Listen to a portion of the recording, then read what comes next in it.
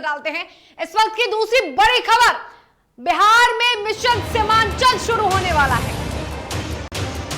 दूसरी बड़ी खबर आपको बता रहे हैं, बिहार में 23 सितंबर से चलेगा मिशन सीमांचल। अमित शाह के 2 दिवसीय दौरे के बाद जेडीयू की भी सद्भावना रैली होने वाली है पूर्णिया, किशनगंज और कटिहार में। तो बिहार में मिशन सीमांचल होने वाला है शुरू। रैली को सफल बनाने के लिए जेडीयू की अहम बैठक भी होने वाली है और ये अहम बैठक का 20 और 21 सितंबर को कर्पूरी सभागार में होने वाली है।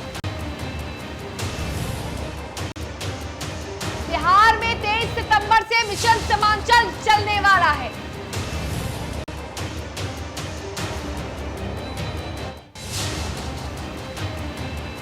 तो बड़ी खबर आपको बता रहे हैं, पूर्णिया, किशनगंज, कटिहार में सद्भावना रैली होने वाली है।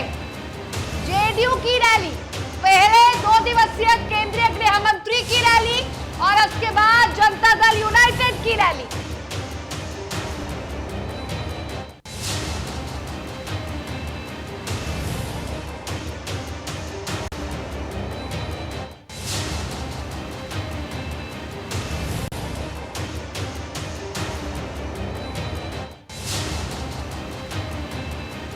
आपको बड़ी खबर हम बता रहे हैं।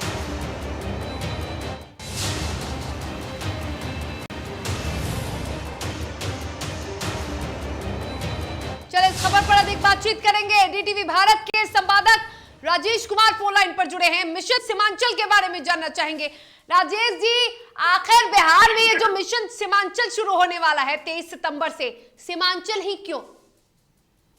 देखिए, सीमांचल को लेकर जहां भारतीय जनता पार्टी की कोशिश है कि उस एरिया में अगर हमने बेहतर पैठ बना ली तो 2024 में जो चुनाव होना है लोकसभा का और साथ ही साथ जो विधानसभा का चुनाव फिर अगले साल होना है, हमारे लिए बिहार का रास्ता आसान हो जाएगा और साथ ही साथ दिल्ली में हमारी एक अच्छी धमक होगी।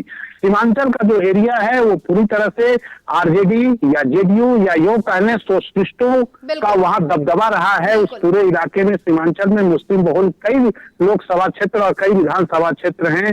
साथ ही साथ मुस्लिम एमवाई जो समीकरण रहा है लालू प्रसाद यादव का, तो उस इलाके में आरजेडी की अच्छी पकड़ रही है। आपको याद होगा, अब तस्लीमुद्दीन इस दुनिया में नहीं है। तस्लीमुद्दीन वहां से लगातार सांसद रहे, केंद्र में मिनिस्टर भी रहे।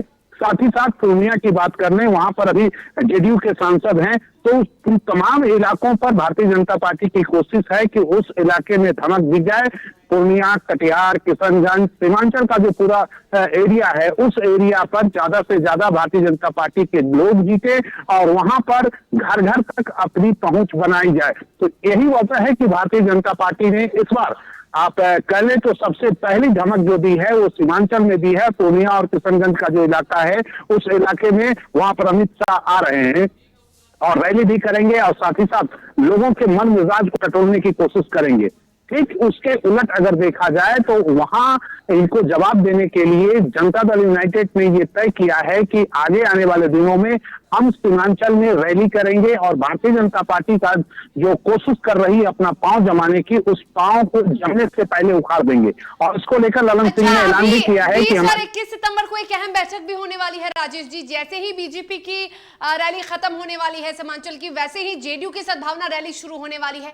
जेडीयू भी इसी वक्त सीमांचल की रैली करने वाली है, सीमांचल का दौरा करेगी और लगातार ये जो बिहार में सीमांचल पर फोकस है वो होने वाला है। जेडीयू के लिए सीमांचल की जनता का दिल जीतना कितना जरूरी है फिलहाल? देखिए, इस बार जो राष्ट्रीय अध्यक्ष हैं जेडीयू के ललन सिंह ने बड़ी ही चालाकी से कहें या कहने कि अभी राजनीति का जो तकाजा है उसको देखते हुए उन्होंने जो सीमांचल को निशाना बनाया है और सीमांचल पर जो उन्होंने कोशिश की है कि वहां के जरिए एक बार फिर भारतीय जनता पार्टी को चुनौती दी जाए। लेकिन इसमें उन्होंने कहा है कि सिर्फ इस पूरी लड़ाई में जनता दल यूनाइटेड अकेले नहीं होगा। ठीक है, जनता दल यूनाइटेड अगुवाई कर रही है, लेकिन इस पूरे रैली में महागठबंधन के तमाम शीर्ष नेतृत्व के नेता होंगे, साथ ही साथ तमाम कार्यकर्ता होंगे और एकजुटता के साथ भारतीय जनता पार्टी को जवाब देने की कोशिश है।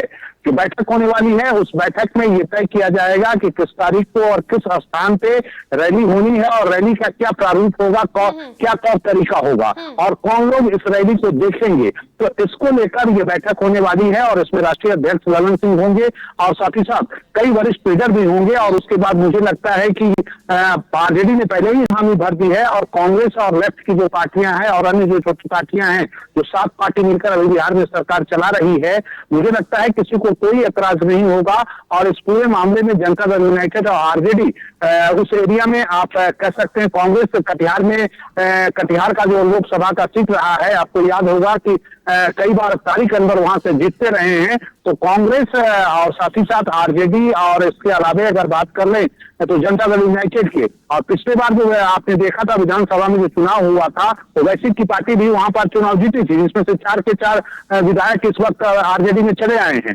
तो वहां पर एक कह सकते हैं कि भारतीय जनता पार्टी से अलग होने के बाद नीतीश कुमार की पार्टी जेडीयू एक संदेश देने की कोशिश कर रही है कि देखिए, आप जहां रैली कर रहे हैं हम वहीं पर रैली करके आपको ये बताने की कोशिश करेंगे कि आपकी क्या है।